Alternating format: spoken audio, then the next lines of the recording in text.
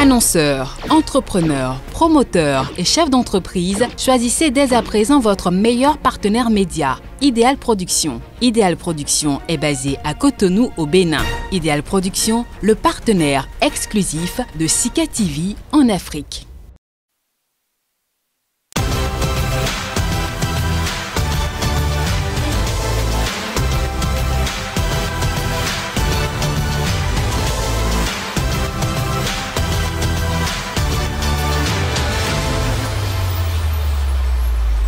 Bienvenue à tous. Un mois après le scrutin du 11 avril, diverses fortunes pour la classe politique béninoise. Si l'opposition traditionnelle, à Patrice Talon, en est à résoudre difficilement la trilogie interpellation, emprisonnement, liberté, les forces politiques de la mouvance, elles, évoluent au rythme de tractations en vue de positionnement éventuel. Le peuple, pratiquement spectateur, observe. 100% Bénin, le numéro du jour, mesdames, messieurs, pour une projection de ce à quoi peut s'apparenter le prochain gouvernement du chantre du Bénin révélé. Ce sera autour du thème « Nouveau quinquennat de Patrice Talon ». Quelle équipe dirigeante possible? Nous sommes en analyse, bien entendu. Le débat, c'est tout de suite et maintenant avec nous en plateau, le binôme Gildas Abouton, analyste politique. Il est le secrétaire général de la Fondation Potier de la République. Gildas Abouton, bonjour à vous. Bonjour, Joël. Merci de répondre à notre invitation. C'est moi qui vous remercie. Bonjour, monsieur Anagonou. Alors oui, il introduit son vis-à-vis que vous connaissez, Georges Anagonou, c'est son nom. Il est socio-anthropologue, mais aussi analyste politique. La parenté bière nous dira pourquoi sa casquette ne l'accompagne plus forcément. Monsieur Georges Anagonou, bonjour à vous. Bonjour Joël, bonjour aux auditeurs de Sika TV, bonjour à Gildas. Vous allez bien, c'est vrai que je compte sur habitué à vous, nécessairement. Alors, monsieur Anagonou, je posais indirectement une question tout à l'heure. Les choses auraient beaucoup évolué pour vous, désormais militant de premier rang. Et je sais pas quoi, apparenté BR. Non, ce que j'aime surtout, c'est en tant qu'intellectuel, en tant qu'analyse, passer en revue les événements politiques qui se passent derrière moi et donner mon point de vue.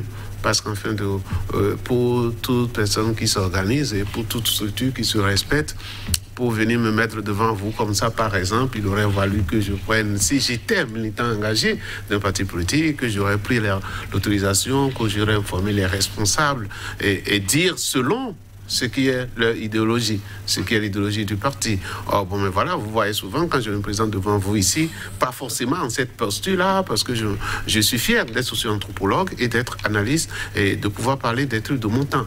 Voyez-vous? Et lorsque peut-être ce serait purement politique, je parlerai aussi purement politique. À ce moment-là, je me présenterai comme militant politique, mais là, je préfère prendre... Donc c'est l'analyse politique qui est avec nous. Voilà. Non pas parce que la barque BR est en train de tanguer et tous sont en train de partir. Non, non, non. Les partis politiques, comme toute organisation humaine, ont une vie.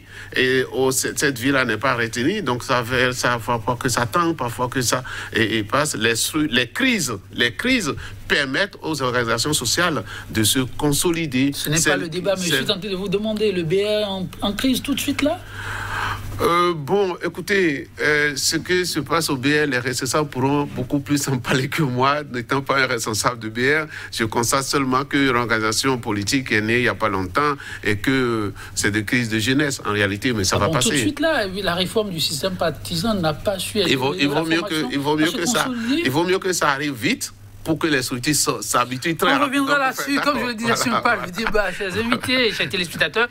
Oui, les jours passent, mais les événements sont ce qu'ils sont. Oui, très têtus. Pour certains, vous l'avez constaté, c'est presque au quotidien. Ça se poursuit, les arrestations, les interpellations. Comment observez-vous tout ceci? Non, mais c'est avec beaucoup d'amertume et de regrets et de déception. Et dans ma position de citoyen, je suis, il faut le dire, je suis un peu remonté quand tout ce qui se passe. Je me dis qu'on n'a pas besoin d'aller jusque là. Il faut que le régime qui est là, et Patrice Talon, qu'il se dise qu'il doit mettre de l'eau dans son vin, qui ramène la balle à terre. On n'a pas besoin parce qu'il faut pas. Ça pourrait également créer un regain de tension dans le pays. Donc, si nous voulons vraiment apaiser la situation dans le pays, ramener la paix dans le pays, il faut que ça cesse les intimidations, ces arrestations et que les gens se sentent maintenant beaucoup plus dans le pays, dans le propre pays, chez eux. Et s'il y a des problèmes, qu'on se dise maintenant qu'on peut s'asseoir parce que c'est des problèmes politiques qui sont créés par qui ont eu des causes politiques. Et pour les régler, ce n'est pas avec ni avec le bâton, ni avec peut-être, j'allais dire, du point de vue judiciaire, les condamnations. C'est qu'il faut s'asseoir, discuter et trouver les issues possibles maintenant pour que et plus jamais on n'ait plus à revivre cette situation dans notre pays. En entendant peut-être une suite favorable à votre appel, oui, M. Nagono, vous l'observez aussi, les appels, les interpellations, les arrestations, c'est au quotidien. Merci beaucoup. Au fait, la justice a son rythme dans chaque affaire. Supposez l'instant que c'est un dossier criminel. La justice va prendre tout son temps et quelqu'un serait en train de dire il faut que tous ceux qui sont concernés puissent répondre de leurs actes. Si c'est un dossier criminel. La différence ici, c'est que nous sommes dans un dossier politique. Et tant que les arrestations vont continuer, parce qu'entre-temps, la police continue de chercher, d'accord, et continue de faire ses enquêtes, et lorsqu'elle voit qu'il y a une personne qui est plus impliquée, l'interpelle au fur et à mesure que l'enquête évolue. Je suppose que c'est cela. Seulement ici, nous sommes sur un terrain politique, il va falloir aller vite. Il va falloir aller vite, parce que plus ça va continuer, plus nous allons rester dans la situation des élections.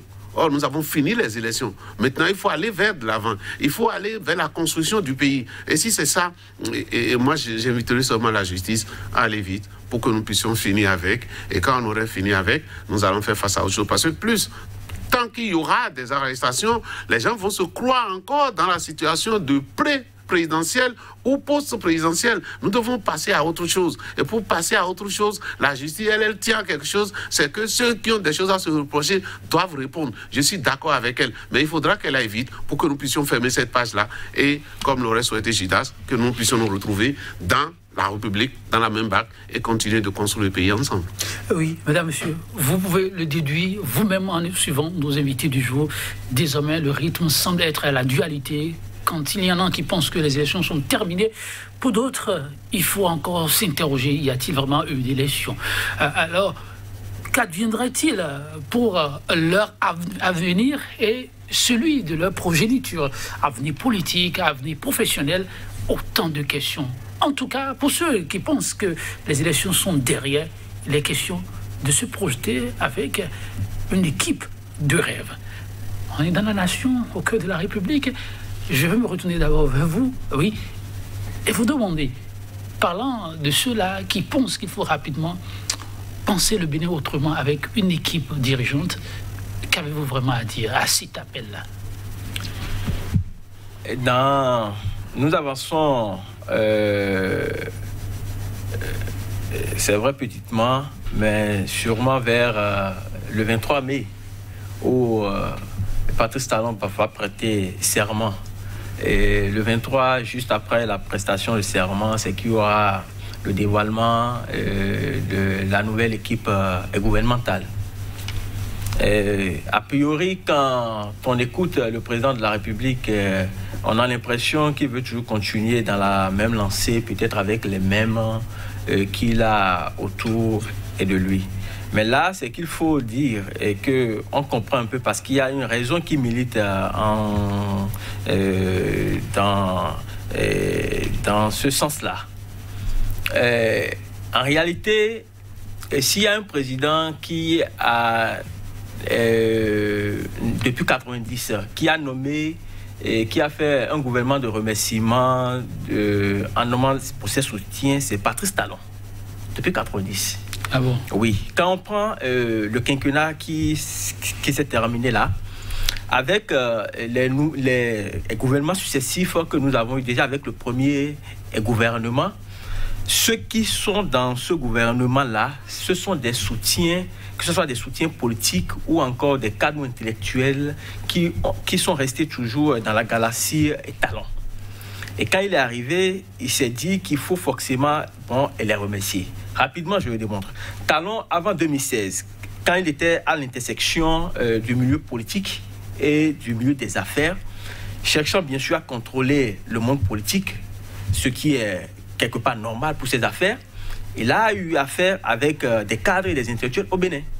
Et ceux-là qui sont restés fidèles à lui, quand il est arrivé, ils sont retrouvés dans le gouvernement. Vous parlez de qui ? Ben, écoutez, ils sont là dans le gouvernement. Nous sommes en analyse. Non, mais écoutez... Ce ne sont pas des injures, donc... Non. Écoutez, de toute façon, oui. Quand vous prenez aujourd'hui le gouvernement, ce que je dis, la configuration du gouvernement depuis le 6 avril 2016 jusqu'à aujourd'hui, vous pouvez facilement deviner de qui il s'agit. Vous préférez qu'on devine? Je préfère.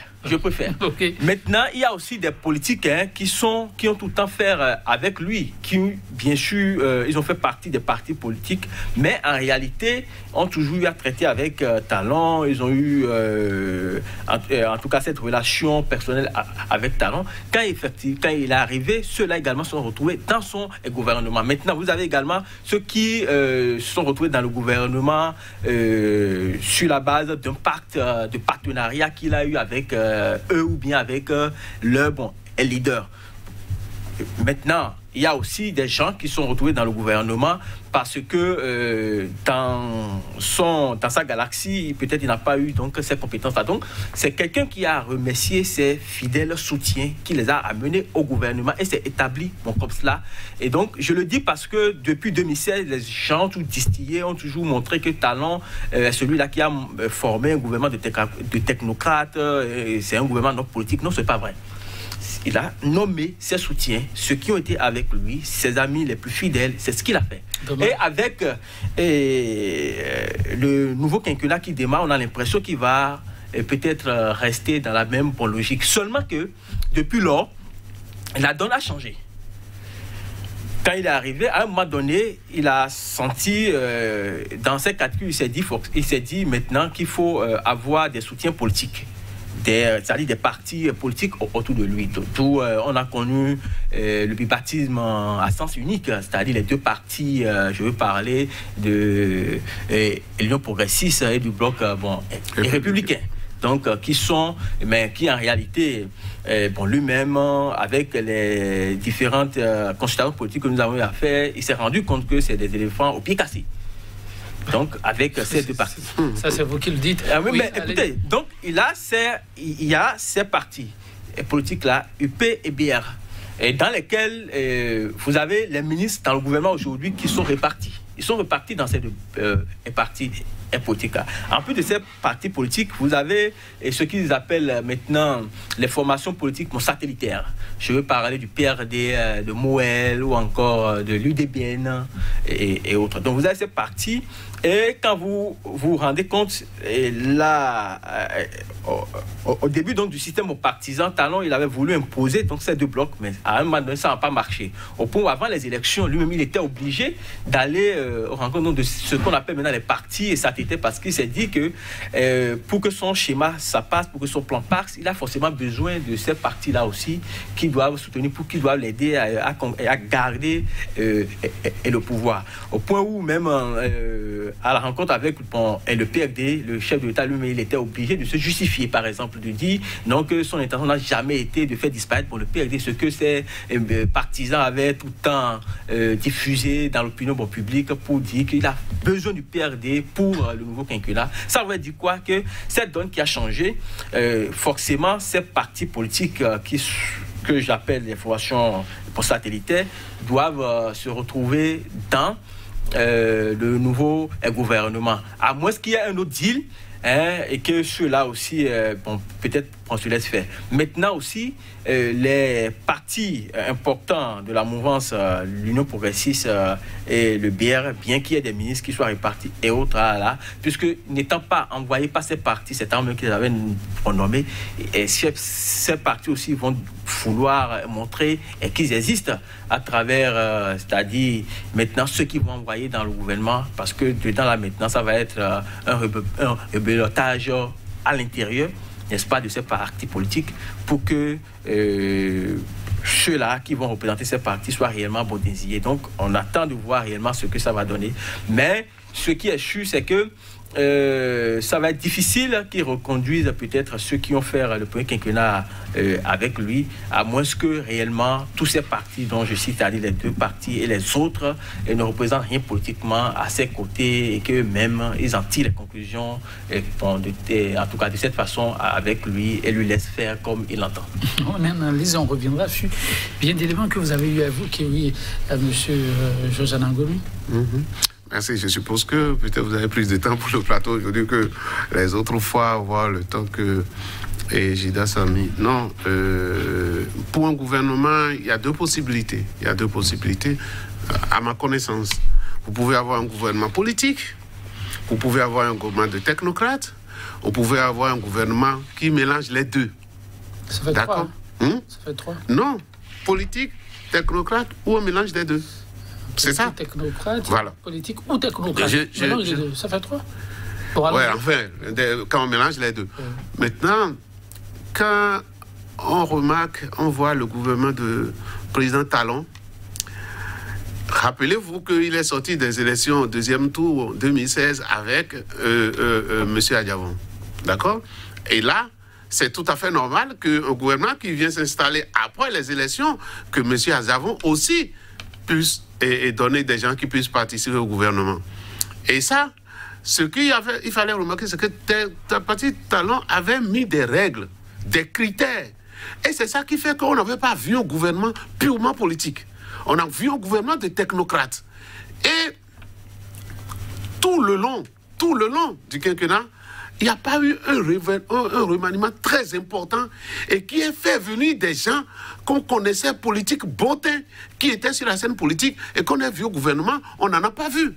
Je ne sais pas si vous avez vu. Parce que quelques temps après, lorsque le divorce est arrivé avec M. Adjavon, le gouvernement est devenu de plus en plus technocrate. Et lorsqu'on annonçait, quand on annonce un remaniement, les gens se disent, ah, ce serait le temps maintenant que les hommes politiques vont venir. Reprenez le gouvernement dans son entièreté. Et dites-moi, par exemple, les élections passées, combien de ministres étaient sur le terrain? Parce que ils sont beaucoup plus technocrates. Les ministres n'étaient pas sur le terrain, je voulais vous dire. Non, mais ceux qui étaient vraiment politiques et qui étaient sur le terrain, vous pouvez les compter. Vous pouvez les compter réellement. Ceux qui sont des hommes politiques et qui ont vraiment pesé sur le terrain, puisque vous avez dit, nous sommes en année, vous pouvez les compter. Ceux qui ont vraiment travaillé politiquement, c'est les gens qui sont encore dans les partis politiques et qui sont des hommes politiques en ce moment-là. Donc, c'est eux qui ont réellement mouillé le maillot sur le terrain pour les élections. Parce que j'ai comme l'impression que M. Patrice Talon, alors le président Patrice Talon a dit de dire à ses ministres, vous êtes là pour faire un travail de technicien en tant que ministre, occupez-vous de ça et les partis politiques vont s'occuper du travail politique. Maintenant, donc, moi, je ne peux pas tirer la conclusion que Jida tire comme quoi et Patrice Talon a souvent voulu remercier politiquement. Maintenant, si ce n'est pas politiquement... Vous avez bien suivi le ministre de l'Intérieur. Oui. Vous l'avez vu vraiment technocrate durant son mandat. C'est pourquoi, quand vous prenez un ensemble, vous voyez de quel côté va la balance. C'est pourquoi j'ai dit combien de ministres. Quand vous les comptez, ils ne sont pas nombreux. Des ministres de terrain, politiquement présents, ils ne sont pas nombreux. Peut-être j'ai vu peut-être un Saka Alafia, j'ai vu un Rekhoumé, ministre des Transports par exemple, qui était très actif chez eux. Mais après, c'est les partis politiques qui ont pris le mouvement en main. Et c'est eux qui ont travaillé sur le terrain pour l'élection du président Talon. Ça, nous pouvons reconnaître ça. C'est ça qui fait que si nous finissons de faire cette analyse-là, nous pouvons alors projeter le gouvernement du deuxième quinquennat. C'est-à-dire que le gouvernement du premier quinquennat a été un gouvernement de techniciens et que les gens disent même, ceux-là, on ne les connaissait pas sur le terrain politique, on ne les voyait pas. D'où ils sont. Oui, en ce moment-là, on vient à ce que vous avez dit. C'est-à-dire ceux que le président Talon connaissaient en tant que technocrates dans les institutions, il les a fait appel. Est-ce que vous allez dire, par exemple, c'est vrai, par exemple, M. Abete avait créé un parti politique et Irénée Koupaki avait créé un parti politique, mais quand vous les prenez en bon temps, ils sont plus techniciens que politiciens. C'est ça, la réalité. Les vrais politiciens, on les connaît. Maintenant... Attendez, vous sentez des mots qui m'obligent à parfois vous demander. Monsieur Irénée Koupaki, oui. Monsieur Ablaye Biochari, oui. Ils sont plus techniques que politiques. Ils sont plus techniciens que politiques. Ils sont plus de prouesses sur le plan technique que politique. Donc c'était des aventuriers. Attendez, quand monsieur se présentait comme candidat, monsieur Abete, monsieur Zagono, dites sérieusement, c'était des aventuriers que vous avez vus quand non, quand je dis être technicien n'est pas être aventurier. Être technicien n'est pas être aventurier. Vous voyez ce que je veux dire? Être technicien, être technicien veut dire que quand on prend votre vie, la partie politique, homme politique, ne submerge pas la partie homme technicien. C'est ça que je voulais dire. Et c'est en ce sens que je dis, ils sont plus techniciens que politiciens. Les vrais politiciens, et parfois même on peut les retrouver au Parlement, ceux qui sont des classiques de la politique chez nous. Et je dis, c'est ça qui a fait qu'on a souvent observé, je ne sais peut-être pas vous, mais observé que le gouvernement du Parti Talon est un gouvernement de technocrates. Il n'a pas tenu compte de à quel parti vous appartenez avant de vous mettre dans son gouvernement. C'est ça qu'on appelle un gouvernement technocrate, quelque part. Maintenant, ça lui a permis, ça lui a réussi, parce que ça lui a permis de réussir les objectifs qui se sont fixés pour ce premier quinquennat-là. Ça lui a permis de réussir ces objectifs. Ce pas des ministres qui sont tirés par leur parti politique. Ce pas des ministres que les partis politiques, tu dois me placer tel directeur de cabinet. Quelqu'un a dit qu'au régime passé, il y avait des ministères mais qui appartenaient à des partis politiques. C'était réservé. Non, mais ce n'est pas ça. Avec le président Talon. On n'a pas vu ça avec le président Talon. Pour ce qui vient, voilà. Lorsque vous finissez de faire cette analyse et que vous vous dites que le premier quinquennat a fait la part belle aux techniciens, vous vous dites, maintenant le deuxième quinquennat, c'est l'œuvre de qui? Le deuxième quinquennat, c'est l'œuvre du président Talon, mais c'est l'œuvre des partis politiques qui l'entourent. C'est eux qu'on a vu au front tout le temps. Et c'est dans tout pays que ceux qui, s'il y avait une idéologie politique, ceux qui doivent rendre compte de cette idéologie politique-là, c'est qui? Ce sont les hommes politiques. C'est eux qui peuvent rendre compte de l'idéologie politique dans le régime. À partir de ce moment-là, il est de notoriété publique que lorsque vous sortez d'un système, vous sortez d'une bataille comme ça, que les partis politiques qui épousent votre idéologie puissent avoir des gens au gouvernement qui permettent de mettre en pratique l'idéologie retenue. Et c'est ça aussi, la réforme du parti politique. Schématiquement, à quoi pourrait ressembler schématiquement, moi j'ai entendu, monsieur Zinzou. D'abord, en nombre, vous voyez. Non, en nombre, ça dépend des ambitions du président de la République. On sait que les gouvernements... Qui le connaissez de principe. Non, vous me donnez trop d'importance, je ne côtoie personne. Pour le peu que vous le connaissez alors, donc, je suis un analyste, oui. Alors, l'analyste... Moi, je dis, c'est ça aussi, vous m'avez dit, j'ai dit, pour les objectifs qu'il s'est donnés en tant que président de la République, le gouvernement qu'il a formé jusqu'aujourd'hui lui a permis d'atteindre ces objectifs-là. D'accord? Et le technicien est impur, ne pense pas au social. Disons les choses pour qu'on puisse savoir vers où on va. Le technicien pur ne pense pas au social. Et qu'est-ce que ça a pu faire? Ça a fait que lorsque, même sur le plan macroéconomique, nous avons fait des avancées et tout, on dit que dans la masse populaire, on ne sent pas encore. Et le président Talon a dit, le développement, c'est maintenant. Et la dernière fois qu'il faisait interview avec les journalistes français, il dit, le plus important, c'est le bien-être humain. Le bien-être humain. Le bien-être humain, vous l'avez dit quoi? Un gouvernement, une politique qui va laisser des retombées sur le plan social. Et que les populations peuvent dire, ah, quelque chose dans le panier de la ménagère, quelque chose a changé. Si vous voulez faire ça, c'est que vous mettez alors un gouvernement en conséquence qui puisse penser au plan social. L'entrée des politiques en termes de proportion, moi, je ne vais pas vous cacher. Oui. Moi, je le souhaite parce que la politique aussi, c'est ça. C'est la conquête du pouvoir pour pouvoir l'exercer. Donc, si les partis politiques se sont mouillés le maillot pour que le président Talon puisse revenir pour son deuxième mandat, à mon avis, ceux-là qui sont convaincus par l'idéologie qui prône, ils doivent venir. Parce que comme je vous le dis, demain, ce ne sont pas les technocrates qui vont rendre compte, mais c'est les politiques. Monsieur Antoine, monsieur Gildas, dites, Pour l'élection, pour le scrutin du 11 avril, ce à quoi le peuple a eu droit, ça a été le travail vraiment des politiques ou de Patrice Talon. Le débat a été longtemps brûlé. Qu'est-ce que M. Anangonou, en tant qu'analyste, dit? Le scrutin du 11 avril, ça a été le fait des politiques. C'est un travail qui s'enchaîne. Ok, merci pour la réponse. Oui, je vous repose la même question avant de venir à la composition. Pour le scrutin du 11 avril, le travail des politiques ou d'un homme d'État ou du chef de l'État. Vous prenez les deux, hein? Non, à plus de 50%, c'est le travail de Patrice Talon. Parce que 2021 a été cuisiné bien avant qu'on y soit. Ah bon? Oui, bien avant qu'on y soit. Et je ne voudrais plus revenir sur les lois qui ont été votées et comment on a tout fait pour évincer les autres chapelles politiques dans l'arène politique. Donc tout a été fait pour que le boulevard soit ouvert, libre au président en exercice, donc à Patrice Talon, pour renouveler son mandat. Il l'a fait sans forcément compter sur l'information politique.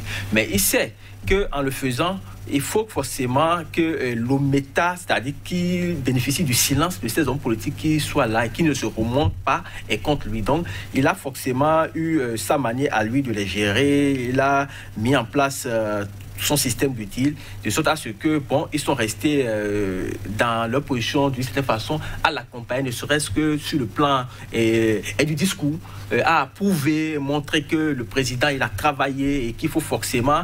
Et n'oubliez pas qu'il y a même des barons, il y a un des responsables de l'UP qui a dit que ça n'a pas été facile, n'est-ce pas, de convaincre le président de la République pour qu'il accepte de renouveler, de se porter candidat pour le second et mandat. Donc tout ceci, donc c'est un discours politique qui a été monté pour embastiller, pour entraîner le peuple et montrer que Patrice Talon ne voulait pas d'un second mandat, mais c'est la classe politique autour de lui qui l'a obligé. Or, en réalité, tout le monde voit que ça a été fait avant. Oui, ben, écoutez, c'est là. Vous allez très vite en conclusion? Non, pas très vite en conclusion. Vous savez, bon, lui-même, il a dit dans son interview avec RFI, quand il parle de faute pour adhésion, vous voyez la façon dont il a dit très vite, c'est-à-dire que ça a été un peu une façon de sauter là-dessus pour dire ça a été, bon, on a dit pour faute d'adhésion, il dit oui pour lui qu'il faut que c'est un vote pour adhésion. Vous étudiez les Non, mais écoutez, donc il sait très bien ce qui s'est passé, donc on ne va pas revenir pour l'adhésion. Okay. On évolue. Mais rapidement, mais il faut le dire, et monsieur Anangonou, c'est important. Vous savez, en 2016, n'oublions pas le contexte dans lequel Patrice Talon il est arrivé. La plupart des partis politiques avaient dit tout sauf Patrice Talon. Donc il s'était retrouvé avec ces soutiens dont j'ai parlé tout à l'heure, ceux-là que j'ai nommés. C'est avec eux qu'il s'est organisé, qu'il a organisé son équipe sur le terrain pour avoir le pouvoir. Ça fait un. Donc quand il est arrivé, il ne pouvait pas compter. Il était, c'est-à-dire qu'il avait les mains libres, plus ou moins, de fait avec. Vous avez la composition du bloc Nouveau Départ? Et le bloc Nouveau Départ, ou la coalition Nouveau Départ qui était formée autour de Patrice Talon, c'est la plupart des candidats qui étaient avec lui. Bon, de toute façon, non. C'est pour dire que c'est avant le premier tour quand même. Avant le premier tour. Donc quand on s'est retrouvé entre les deux tours, on s'est retrouvé pour les deux tours, c'est vrai que le candidat, il avait refusé peut-être de céder aux pressions des autres candidats. Mais il s'est quand même senti plus ou moins dans l'obligation de faire avec certains. Et ça, là aussi, vous devez vous rendre compte que c'est la vision patrimoniale, c'est la vision de la gestion patrimoniale de l'État de Patrice Talon. C'est-à-dire qu'on m'a élu avec un programme, je fais avec pour les miens qui soient. Bon, maintenant, vous les qualifié de technocrate et de ceci. Bon, je dis, ils n'ont pas démérité. Vous n'épousez pas l'idée de technocrate? Je n'épouse pas. Les politiciens, écoutez, je n'épouse pas l'idée de technocrate. Qu'est-ce que vous appelez, bon, les technocrates? Aujourd'hui, c'est des gens qui ont montré, bon, leurs limites. Je dis que, non, écoutez, je dis que c'est des gens qui se sont retrouvés, qui n'ont pas démérité sur toute la ligne. Vous voyez, écoutez, quand vous prenez, pour quelques exemples, pour rapidement, ABT dont il faut parler, c'est quelqu'un qui est aujourd'hui à la tête d'une formation politique et biocanée. Donc, pourquoi qu'on dise, même si vous estimez que le côté technocrate est plus en avant que le côté politique, il faut prendre beaucoup de trucs par rapport. Parce que il est on revient à la configuration possible et on va évoluer. Alors, à quoi cela pourrait vraiment ressembler, cette composition? Vous parlez d'ouverture à la classe politique telle on la connaît. Le mélange pourrait donner quoi? Voilà, et pour le mélange, bon, c'est vrai qu'il ne s'agit pas forcément d'un gouvernement d'union nationale.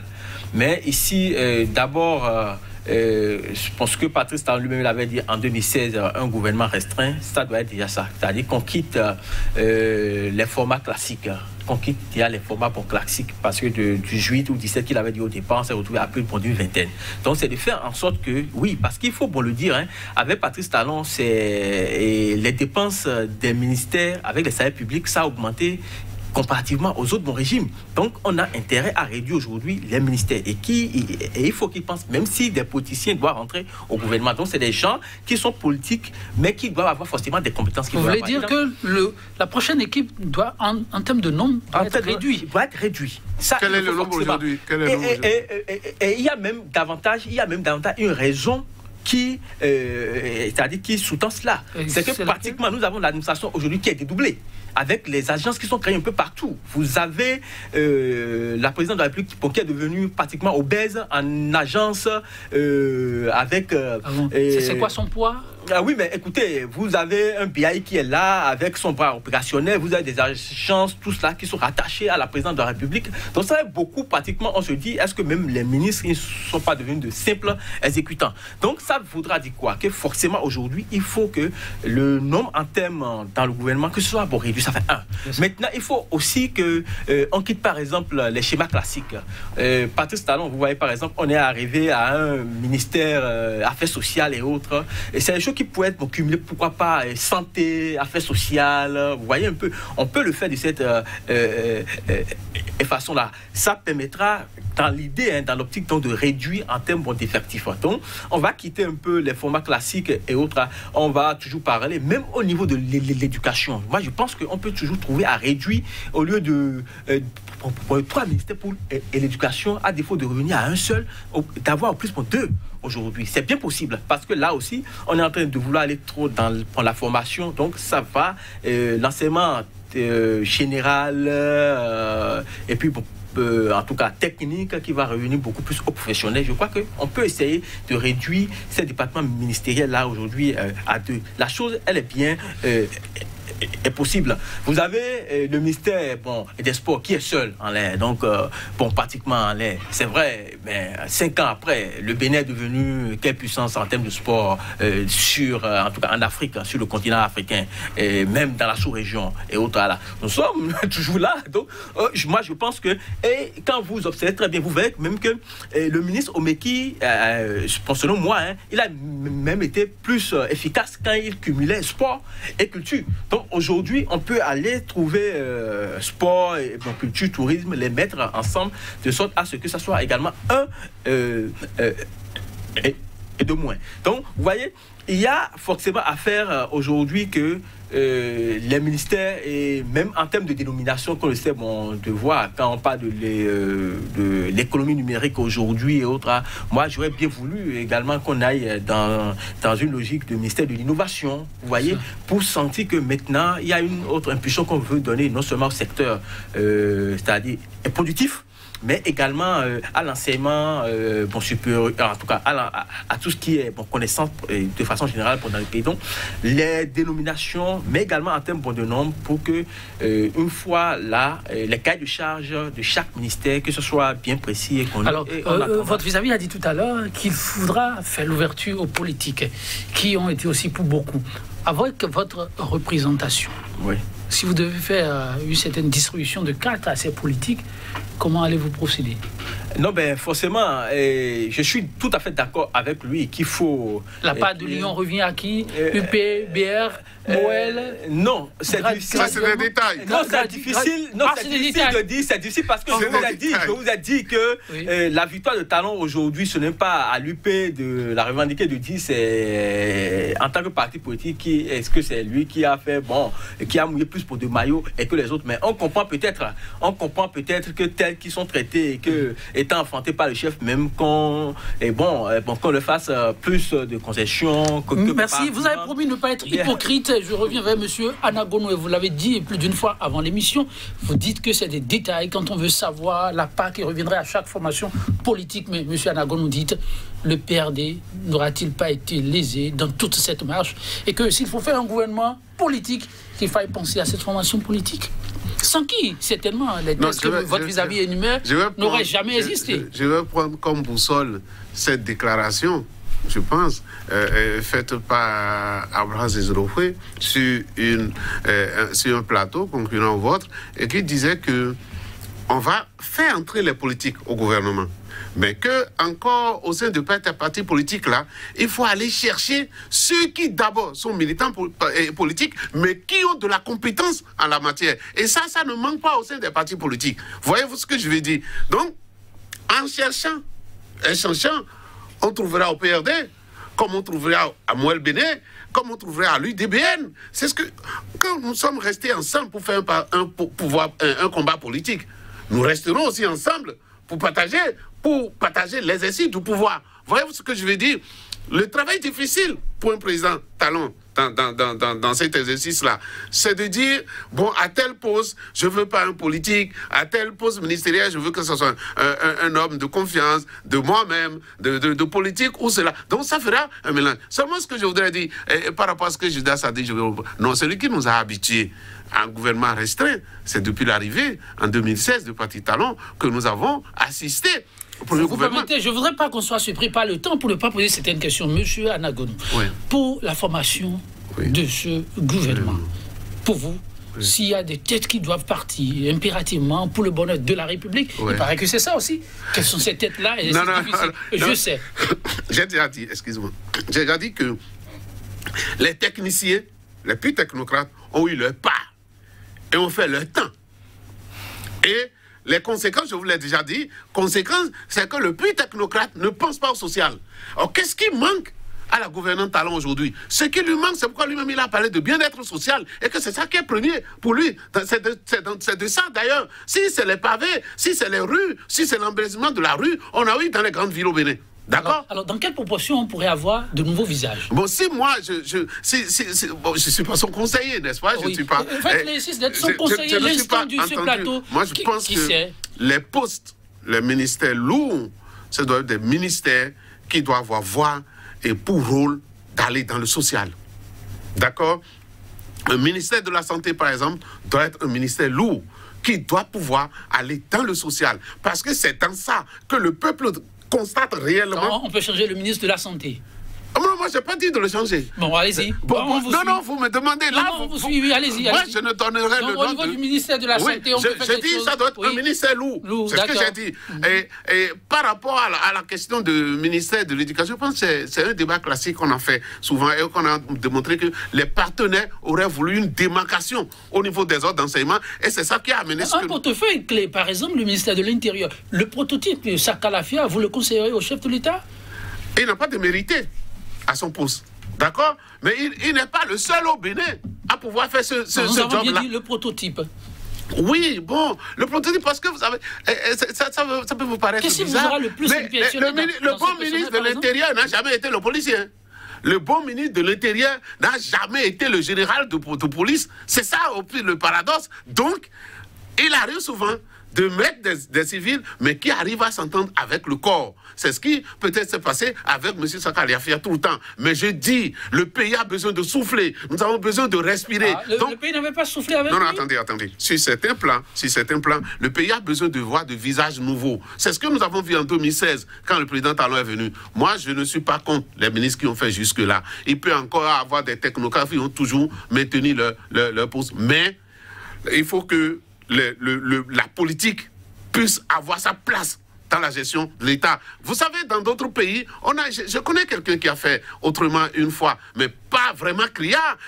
Quand Nicolas Sarkozy était venu en France, vous avez vu, il a pris Bernard Kouchner, qui est un socialiste, il a pris dans son gouvernement, il a pris Martin Hiche, même le président de la commission du budget au Parlement, il a pris quelqu'un de socialiste, mais les gens de la droite n'ont jamais digéré ça.